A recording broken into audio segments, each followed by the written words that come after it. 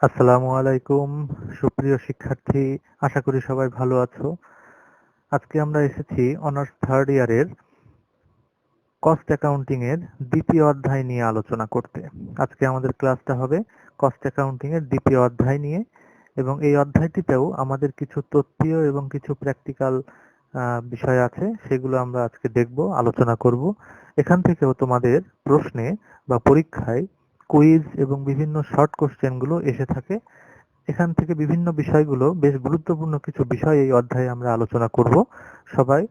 সেজন্য আহ, এই ক্লাসটাকে গুরুত্ব সহকারে দেখবে। তো আজকে আমরা আলোচনা করতে যাচ্ছি কস্ট অ্যাকাউন্টিং এর দ্বিতীয় অধ্যায়, যেটাকে বলছি ব্যয় ধারণা সমূহ, শ্রেণীবিন্যাস ও ব্যয় বিবরণী। এই বিষয়ে আজকে আলোচনা হবে। Second chapter, cost concept, classification and cost sheet. প্রথমে আসছি আমরা বিভিন্ন রকমের আহ, ছোট ছোট বিষয় নিয়ে আলোচনা। প্রথমে হচ্ছে ব্যয়। ব্যয় বলতে আমরা সাধারণত কি বুঝি? বলছি যে কোনো নির্দিষ্ট একটি দ্রব্য বা কাজ সম্পর্কিত প্রকৃত বা আনুমানিক খরচের পরিমাণকে ব্যয় বলে। অর্থাৎ কোনো দ্রব্য বা সেবার বিনিময়ে যেই পরিমাণ সম্পদ পরিত্যাগ করা হয়, তাই হচ্ছে আমাদের ব্যয়। সাধারণত সম্পদ পরিত্যাগ করা হয় অর্থের পরিমাণে, বা যদি অর্থের পরিমাণ না হয় তাহলে উহা সর্বদা আর্থিক ধারণায় প্রকাশিত হয়। ব্যয় শব্দটি এককভাবে কোনো উল্লেখযোগ্য অর্থ বহন করে না, সুতরাং ব্যয়কে সহজে বুঝবার জন্য ইহার পূর্বে বিশেষণ বা বৈশিষ্ট্য ব্যবহার করে, যেমন মুখ্য ব্যয়, স্থায়ী ব্যয়, নিয়ন্ত্রিত ব্যয়, সুযোগ ব্যয় ইত্যাদি ব্যয় ব্যবহার করে আমাদের ব্যয়কে আমরা এখানে বিভিন্ন ধরনের ব্যয় বুঝে থাকি। 2 নম্বরে খরচ। খরচ বলতে বলছি যে খরচ হলো উত্তীর্ণ ব্যয়, যা মুনাফা অর্জনের উদ্দেশ্যে সম্পূর্ণরূপে ব্যবহৃত হয়। অর্থাৎ যে সমস্ত উত্তীর্ণ ব্যয় আয় হতে বিয়োগযোগ্য, সেগুলোই খরচ। খরচকে যে সব সময় নগদ অর্থে তৎক্ষণাৎ পরিশোধ করতে হবে এমনটি আবশ্যক নয়। এমনটি সুবিধা ভোগ করবার জন্য ভবিষ্যতে পরিশোধ করার অঙ্গীকারও খরচ বলে বিবেচিত। অর্থাৎ নির্দিষ্ট একটা হিসাবকালের মধ্যে আমরা নির্দিষ্ট কোনো সুবিধা অর্জনের জন্য আয়ের থেকে যেই খরচটা আমরা ব্যয়টা করে থাকি, সেটাই আমাদের খরচ। আর 3 নম্বরে বলছি ক্ষতি। ক্ষতি বলতে হারানো ব্যয়কে বোঝায়। অর্থাৎ যদি সংঘটিত ব্যয় হতে কোনো প্রকার সুবিধা পাওয়া না যায়, তাহলে সেটাকে ক্ষতি বলে বিবেচিত হয়। তার মানে আমাদের যে ব্যয়টা আমরা করছি, সেখান থেকে আমরা যদি কোনো সুবিধা না পাই, কোনো ইনকাম না হয়, আয় না হয়, তাহলে সেই অংশটাকে আমরা ক্ষতি বলছি। অন্যভাবে যদি বলি, তাহলে মোট আয়ের থেকে যদি মোট ব্যয় বেশি হয়, তাহলে সেই অতিরিক্ত যে মোট ব্যয়টুক বেশি হলো, সেটাকে আমরা ক্ষতি বলছি। অর্থাৎ এখানে আমরা 3টে বিষয় নিয়ে আলোচনা করলাম। এর পরবর্তীতে আসছি আমরা ব্যয়ের শ্রেণী বিভাগ। কি কি ধরনের ব্যয় আছে আমাদের, সেগুলো আমরা এখানে আলোচনা করব। নম্বরে বলছি উপাদান ভিত্তিক শ্রেণীবিভাগের 1 নম্বরে প্রত্যক্ষ ও পরোক্ষ কাঁচামাল। প্রত্যক্ষ বলতে আমাদের পণ্য উৎপাদনে যে সমস্ত কাঁচামাল সরাসরি ব্যবহার করা হয়ে থাকে, সেগুলোকে আমরা প্রত্যক্ষ কাঁচামাল বলি। যেমন ইট উৎপাদনে কাদামাটি, চট উৎপাদনে পাট, চিনি উৎপাদনে আখ ইত্যাদি। আর পরোক্ষ কাঁচামাল বলতে বুঝি যে যে সকল কাঁচামাল উৎপাদনে সরাসরি জড়িত নয়, সেগুলোকে আমরা পরোক্ষ বলছি। যেমন আসবাবপত্র তৈরির জন্য পেরেক, চামড়ার জিনিস তৈরির জন্য তার কাটা সুতা, মেশিনের জন্য লুব্রিকেন্ট তেল ইত্যাদি। 2 নম্বরে প্রত্যক্ষ ও পরোক্ষ শ্রম। প্রত্যক্ষ শ্রম বলতে উৎপাদন কাজে নিয়োজিত প্রত্যক্ষভাবে যে শ্রমিক যারা কাজ করেন, তাদের যে পারিশ্রমিক বা মজুরি দেওয়া হয়, সেটাকে আমরা বলছি, সেটা হচ্ছে প্রত্যক্ষ শ্রম। যেমন দালান তৈরির রাজমিস্ত্রির বেতন, বস্ত্রশিল্পে তাঁতির বেতন, বাস ও রেলওয়ে কোম্পানির ড্রাইভারের বেতন, সাহায্যকারীর বেতন ইত্যাদি। আর পরোক্ষ শ্রম বলতে উৎপাদন কাজে সরাসরি জড়িত নয়, এই ধরনের যারা শ্রমিক আছে তাদের যে মজুরিটা দেওয়া হয়, সেটাকে আমরা পরোক্ষ শ্রম বলছি। যেমন ফোরম্যানের বেতন, সুপারভাইজার, শিফট ইনচার্জ, কারখানা ম্যানেজার, মেরামত কর্মী, সিকিউরিটি অফিসার, কর্মচারী ইত্যাদির বেতন। এগুলো হচ্ছে আমাদের পরোক্ষ শ্রম। 3 নম্বরে প্রত্যক্ষ ও পরোক্ষ খরচ বা উপরিব্যয়। প্রত্যক্ষ খরচ বলতে আমরা বুঝছি যে মানে উৎপাদন কাজে সরাসরি যে ধরনের খরচগুলো হয়ে থাকে, কাঁচামাল এবং প্রত্যক্ষ শ্রম ছাড়া অন্যান্য যেসব খরচগুলো হয়ে থাকে যারা প্রত্যক্ষভাবে উৎপাদনের সাথে জড়িত, সেগুলোকে আমরা বলছি প্রত্যক্ষ খরচ। যেমন সত্ত্ব ভাড়া, স্থপতির ফি, উৎপাদন শুল্ক, উৎপাদন কেন্দ্রে যাতায়াত খরচ ইত্যাদি। আর পরোক্ষ খরচ বলতে পরোক্ষ শ্রম এবং পরোক্ষ কাঁচামাল ছাড়া অন্যান্য যেসব খরচগুলো হয় পরোক্ষভাবে যারা উৎপাদনের সাথে জড়িত সেগুলোকে আমরা পরোক্ষ খরচ বলছি। যেমন বীমা প্রিমিয়াম, টেলিফোন খরচ, জেনারেল ম্যানেজারের বেতন, অফিস খরচ, বিজ্ঞাপন আহ, খরচ, বহি পরিবহন খরচ ইত্যাদি। খ নম্বরে কার্যভিত্তিক শ্রেণীবিভাগ, উৎপাদন ব্যয় আর প্রশাসনিক ব্যয়। কাজের ক্ষেত্রে আমরা দেখছি দুটো ভাগ। উৎপাদন ব্যয় অর্থাৎ যেই ব্যয়গুলোকে সরাসরি উৎপাদনের সাথে জড়িত, প্রত্যক্ষ পরোক্ষ সমস্ত কিছু মিলেই সরাসরি যে কোনো একটা পণ্য বা সেবা উৎপাদনের সাথে জড়িত সেগুলোকে আমরা বলছি উৎপাদন ব্যয়, বা কারখানার সাথে জড়িত সেগুলোকে আমরা উৎপাদন ব্যয় বা কারখানা ব্যয় বলছি। আর ২ নম্বরে প্রশাসনিক ব্যয়, অর্থাৎ উৎপাদন কাজের বাইরে একটা অফিস বা প্রতিষ্ঠান চালানোর জন্য যেসব প্রশাসনিক যেসব ব্যয়গুলো আমাদের সামনে আসে সেগুলোকে আমরা এই প্রশাসনিক ব্যয়ের মধ্যে রেখেছি। যেমন অফিস সংক্রান্ত যত রকমের খরচ আছে, অফিস কর্মচারীর বেতন, ভাড়া, বিদ্যুৎ বিল, টেলিফোন বিল, অবচয়, খাজনা, বিভিন্ন রকমের বীমা বীমা প্রিমিয়াম, স্টেশনারি, মেশিনারি সমস্ত কিছু যারা প্রশাসনিকভাবে অফিসের সাথে জড়িত সেগুলোকে আমরা প্রশাসনিক ব্যয় বলছি। গ নম্বরে প্রকৃতি ভিত্তিক শ্রেণীবিভাগ। প্রকৃতি বলতে এখানে ৩ রকম আছে: পরিবর্তনশীল, স্থায়ী এবং আধা পরিবর্তনশীল। যেসব ব্যয়গুলো উৎপাদন একক পরিবর্তনের সাথে ব্যয় পরিবর্তন হয় সেগুলোকে আমরা পরিবর্তনশীল ব্যয় বলছি। যেমন একটি পণ্য উৎপাদনের দাম ১০ টাকা, ১০টি পণ্য উৎপাদনের দাম ১০ গুণ ১০ ১০০ টাকা। এই ধরনের ব্যয়কে আমরা পরিবর্তনশীল ব্যয় বলছি।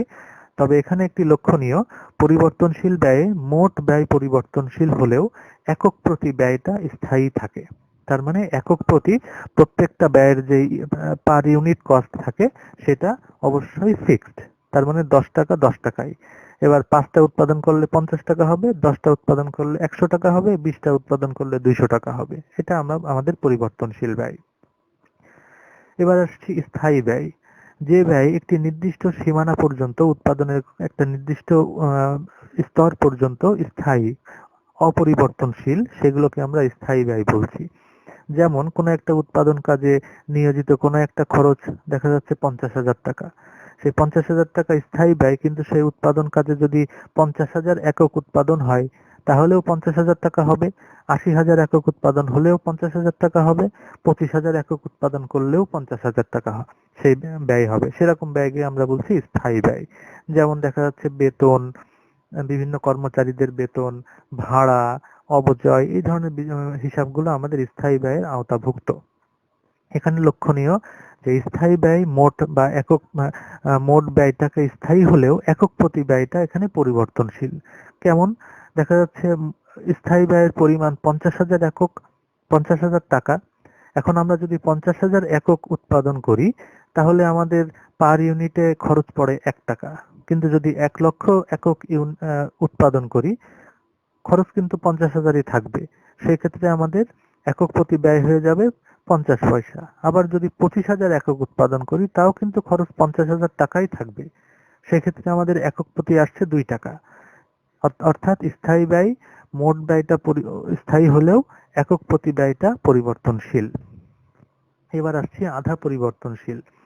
আধা পরিবর্তনশীল ব্যয় এমন ধরনের কিছু ব্যয় যেখানে আমাদের ব্যয়ের একটি নির্দিষ্ট পরিমাণ টাকা স্থায়ী থাকে এবং তার বাড়তি টাকাটা পরিবর্তনশীল থাকে। এরকম নেচারের বা এই ধরনের যেসব ব্যয়গুলো আছে সেগুলোকে আমরা বলছি আধা পরিবর্তনশীল ব্যয়। যেমন বিদ্যুৎ বিল। বিদ্যুৎ বিল যদি হিসাব করা হয় তাহলে নির্দিষ্ট একটা টাকা অবশ্যই তাকে বিদ্যুৎ খরচ হিসেবে দেওয়া লাগবে এবং তার উপরে যত ইউনিট খরচ করা হবে সেই ইউনিট প্রতি একটা খরচ আমাদের আসবে। অর্থাৎ নির্দিষ্ট পরিমাণ যতটুকু দেওয়াই লাগবে লাইন চার্জ হিসেবে সেটা আমাদের স্থায়ী, আর তার উপরে যত খরচ করা হবে সেই পার ইউনিট যতটা দেওয়া লাগবে সেটা হচ্ছে আমাদের পরিবর্তনশীল। এই দুটো মিলিয়ে এই ধরনের খরচগুলোকে আমরা আধা পরিবর্তনশীল ব্যয় বলেছি। এবার ঘ নম্বরে বলছি নিয়ন্ত্রণশীলতার ভিত্তিতে ২ রকমের ব্যয় আছে, নিয়ন্ত্রণযোগ্য এবং অনিয়ন্ত্রণযোগ্য। এখানে বলছি নিয়ন্ত্রণযোগ্য ব্যয় বলতে যে সমস্ত ব্যয় প্রতিষ্ঠানের কর্মচারীদের প্রচেষ্টার মাধ্যমে নিয়ন্ত্রণ করা সম্ভব হয়, অর্থাৎ প্রশাসনিক ব্যবস্থা গ্রহণ করলে নিয়ন্ত্রণ করা সম্ভব, এগুলোকে আমরা নিয়ন্ত্রণযোগ্য ব্যয় বলি। যেমন কারখানার উৎপাদনের সাথে জড়িত ব্যক্তিদের প্রচেষ্টায় কাঁচামালের অপচয় রোধ, শ্রমিকদের অলস সময় হ্রাস করা ইত্যাদি। আর অনিয়ন্ত্রিত ব্যয় যেগুলো আমাদের সব রকমের প্রশাসনিক ব্যবস্থা গ্রহণ করার মানে কারণ ব্যবস্থা গ্রহণ করার পরও যে ব্যয়গুলো নিয়ন্ত্রণ করা সম্ভব হয় না, সেগুলো আমাদের অনিয়ন্ত্রণযোগ্য ব্যয়। যেমন এখানে বলছি কর্মচারীদের বেতন, বাড়ি ভাড়া ইত্যাদি, এগুলো নিয়ন্ত্রণ করা সম্ভব হয় না, কমানো সম্ভব হয় না। তো এই ছিল আমাদের ব্যয়ের শ্রেণী বিভাগ। এবার আসছি আরো কিছু গুরুত্বপূর্ণ ব্যয় নিয়ে, যেগুলো আমাদের প্রায়শই বিভিন্ন প্রশ্নে বা ভাইবা পরীক্ষায় বিভিন্ন জায়গাতে আমাদের এসে থাকে। সেগুলো আমরা একটু দেখি। সিদ্ধান্ত গ্রহণ ও পরিকল্পনার জন্য ব্যয়সমূহ। ব্যবস্থাপকগণ তাদের সিদ্ধান্ত গ্রহণ এবং বিভিন্ন পরিকল্পনা বাস্তবায়নের জন্য ব্যয়গুলোকে বিভিন্ন আঙ্গিকে তারা এখানে সংজ্ঞায়িত করে থাকেন, সেইগুলোকে আমরা এখানে আলোচনা করব। 1 নম্বরে আছে সুযোগ ব্যয় বা অপরচুনিটি কস্ট। এখানে বলা হচ্ছে সুযোগ ব্যয় বা সুবিধা হারানোর ব্যয়কে সুযোগ ব্যয় বলা হয়। অর্থাৎ বাতিল বিকল্পের সুবিধাকে গৃহীত বিকল্পের সুযোগ ব্যয় বলা হয়। একাধিক বিকল্পের মধ্যে একটি বিকল্প গ্রহণ করে অন্য বিকল্প বাতিল করলে সেই বাতিলকৃত বিকল্প থেকে যেই আয়টা আসতো, সেই আয়টা গ্রহণকৃত বিকল্পের সুযোগ ব্যয় হিসেবে এখানে আমরা ধরে থাকি। তার মানে দুটো বিকল্প যদি আমাদের সামনে আসে, একটা বাতিল করতে হবে, একটা গ্রহণ করতে হবে। তো যেটা আমরা বাতিল করলাম, সেই বাতিল করাটা থেকে যে সম্ভাব্য আয়টা হতো, সেই আয়টা গ্রহণকৃত প্রকল্পের সুযোগ ব্যয় হিসেবে আমরা ধরতে পারি। এটাই হচ্ছে আমাদের সুযোগ ব্যয়। যেমন আমরা ধরি, যদি একজন আংশিক সম্পন্ন পণ্যের 1 লক্ষ টাকা সুযোগ ব্যয়ের কারণে এই পরিমাণ অর্থ আমরা নির্ধারণ করতে পারি যে আমরা যদি একটা প্রজেক্টের 1 লক্ষ টাকার একটা উৎপাদন কে ধরার জন্য 80,000 টাকার সম্ভাব্য আয়ের কোনো একটা বিকল্পকে ছেড়ে দিই, তাহলে সেই 80,000 টাকা হবে 1 লক্ষ টাকা মূল্যের যেই প্রকল্প, সেইটার সুযোগ ব্যয়। এটাই হলো সুযোগ ব্যয়। 2 নম্বরে নিমজ্জিত ব্যয় বা সাঙ্ক কস্ট। বলছি যে ব্যয় ইতিমধ্যে সংঘটিত হয়েছে, এটাকেই নিমজ্জিত ব্যয় বলা হয়। সাধারণত এরূপ ব্যয় পরিহার অযোগ্য ব্যয় বলে বিবেচিত হয়। অতীতে সংঘটিত সকল প্রকল্পের ব্যয় অপরিবর্তনীয়, অর্থাৎ অতীত সিদ্ধান্তের পরিপ্রেক্ষিতে সৃষ্ট এই ধরনের ব্যয় পরিবর্তন করা যায় না, অর্থাৎ ভবিষ্যতে সিদ্ধান্তের মাধ্যমে পরিহার করা সম্ভব হয় না। যেমন মনে করি একটি প্লান্টের বুক ভ্যালু আছে 10,000 টাকা, আর এর ভগ্নাবশেষ মূল্য 500 টাকা। এই ক্ষেত্রে নিমজ্জিত ব্যয় হবে 9,500 টাকা এবং এটি কোনো অবস্থাতেই 10,000 টাকা নয়। অর্থাৎ আমাদের এখানে খরচ হয়ে গেছে 10,000 টাকা, কিন্তু সেখান থেকে ফেরত আসবে 500 টাকা, আর বাদ বাকি টাকাটা কিন্তু টাকা হিসেবে আর ফেরত আসবে না। সেই 9,500 টাকাকে আমরা নিমজ্জিত ব্যয় বলছি। 3 নম্বরে প্রাসঙ্গিক ব্যয়, রিলেভেন্ট কস্ট। যে সমস্ত ভবিষ্যৎ ব্যয়ের বিভিন্ন বিকল্প ব্যয়ের মধ্যে পার্থক্য বিদ্যমান, সেগুলোকে প্রাসঙ্গিক ব্যয় বলে। যে সমস্ত ব্যয় সিদ্ধান্তের প্রেক্ষিতে স্বাভাবিক ও পরিবর্তিত হয়, প্রভাবিত এবং পরিবর্তিত হয়, সে সমস্ত ব্যয়কেও প্রাসঙ্গিক ব্যয় বলা হয়। অন্যভাবে বলতে গেলে যে কোনো বিকল্প গ্রহণ করা সত্ত্বেও ব্যয়সমূহ অপরিবর্তিত থাকে এবং সিদ্ধান্ত দ্বারা প্রভাবিত হয় না, সেই সকল ব্যয় হলো প্রাসঙ্গিক ব্যয়। 4 নম্বরে আরোপিত ব্যয় বা ইম্পুটেড কস্ট। কোনো লেনদেনের জন্য যে ব্যয় প্রকৃতপক্ষে সংগঠিত হয় না, কিন্তু সিদ্ধান্ত গ্রহণের জন্য সময় বিবেচনা করে এটি আরোপিত করা হয়, সেটাকে বলা হচ্ছে আরোপিত খরচ। অর্থাৎ কোনো খাতে অর্থ প্রদান না করা সত্ত্বেও ব্যয়রূপে গণ্য করা হলে তাকে আরোপিত ব্যয় বলা হয়। অর্থাৎ যে কোনো একটা খরচ যেখানে আমাদের অর্থ ব্যয় হয়নি, কিন্তু কোনো একটা খরচকে এই ব্যয়ের মধ্যে অন্তর্ভুক্ত করে দেওয়া হচ্ছে সিদ্ধান্ত গ্রহণের জন্য, সেটাই হলো আরোপিত ব্যয়। আর 5 নম্বরে বলছি পার্থক্যমূলক ব্যয় বা ডিফারেন্সিয়াল কস্ট। যে কোনো দুটি বিকল্পের মোট ব্যয়ের পার্থক্যকে পার্থক্যমূলক ব্যয় বলা হয়। অতিরিক্ত উৎপাদনের জন্য ব্যয়তে অতিরিক্ত পরিবর্তনশীল ব্যয় এবং স্থায়ী ব্যয়ের বৃদ্ধি যদি হয়, তাহলে যে পরিবর্তন সাধিত হয় তাকে পার্থক্যমূলক ব্যয় বলা হয়। অর্থাৎ নির্দিষ্ট একটা পরিমাণ আমরা উৎপাদন করতাম একটা নির্দিষ্ট ব্যয়ে, এর থেকে বেশি পরিমাণ উৎপাদন যখন হবে, সেই অতিরিক্ত উৎপাদনের জন্য আমাদের যে অতিরিক্ত খরচ লাগবে, সেই অতিরিক্ত খরচটাকে আমাদের পার্থক্যমূলক ব্যয় হিসেবে আমরা বিবেচনা করব। তো এই ছিল আমাদের বিভিন্ন রকমের সিদ্ধান্ত গ্রহণ এবং পরিকল্পনার জন্য ব্যয়কে আমরা এই ধরনের আঙ্গিকে বা বিভিন্ন দৃষ্টিকোণ থেকে সংজ্ঞায়িত করে থাকি। এরপরে আমরা আসছি আমাদের কস্ট শিট। এখানে আমরা আলোচনা করব যে আমাদের উৎপাদন ব্যয়ের যে বিবরণী আছে, তার মানে আমাদের যে উৎপাদন ব্যয় এতক্ষণ যেগুলো আলোচনা করা হলো, সেই উৎপাদন ব্যয়টাকে আমরা যখন গাণিতিকভাবে প্রকাশ করি, গাণিতিকভাবে হিসাব নিকাশ সংরক্ষণ করি, সেই সংরক্ষিত হিসাব নিকাশের যে ভিত্তি আছে বা একটা ফরম্যাট আছে, সেই ফরম্যাটটা এখন আমরা আলোচনা করতে যাচ্ছি। তো ফরম্যাটটা এখানে আমি সংক্ষেপে আলোচনা করেছি, ফরম্যাটটা আরো বিশদ। তো বিশদগুলো আমরা অঙ্ক করার সময় বিভিন্ন জায়গাতে আমরা প্রকৃত অনুযায়ী আলোচনা করে নেব বা বুঝে নেব। এখানে আমরা সংক্ষেপে একটা ফরম্যাট আমি দেখিয়েছি।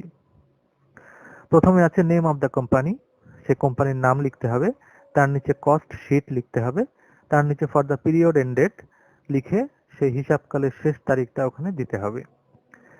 তিনটা ঘর আছে, পার্টিকুলার এবং 2টো টাকা। টাকার ঘর এখানে আরো সংখ্যায় বাড়ানো যেতে পারে। আমাদের প্রথমে আসছে তিনটা জিনিসকে যোগ করলে আমরা পাচ্ছি প্রাইম কস্ট। প্রাইম কস্ট বা মুখ্য ব্যয়, তিনটা জিনিসকে আমরা যোগ করলে পাচ্ছি কি কি? র material consumed, direct labour and direct chargeable expenses. এই তিনটা ডাইরেক্ট এক্সপেন্স যোগ করলে আমরা পাচ্ছি প্রাইম কস্ট। এর সাথে আমরা ফ্যাক্টরি ওভারহেড এবং change in work in process, এই দুটো যোগ করলে আমরা পাবো কস্ট অফ প্রোডাকশন। এখানে ফ্যাক্টরি ওভারহেড বলতে পরোক্ষ যত রকমের কারখানা উপরিব্যয় আছে, সমস্ত রকম কারখানা উপরিব্যয়গুলো আমাদের এই ফ্যাক্টরি ওভারহেডের মধ্যে আসবে। এগুলো কি কি আমরা বিভিন্নভাবে আমরা আলোচনা করে নেব পরবর্তীতে সেই খরচগুলো। এবং সাথে changes in work in process মানে হচ্ছে ওপেনিং মাইনাস ক্লোজিং, এর যে চেঞ্জটা হবে সেই চেঞ্জগুলো আমরা এখানে আলোচনা করে যে টাকাটা হবে সেটা আমরা দুটো যোগ করলে প্রাইম কস্টের সাথে এই দুটো কস্ট অফ প্রোডাকশন যোগ করলে যেটা পাচ্ছি তার নাম হলো কস্ট অফ প্রোডাকশন।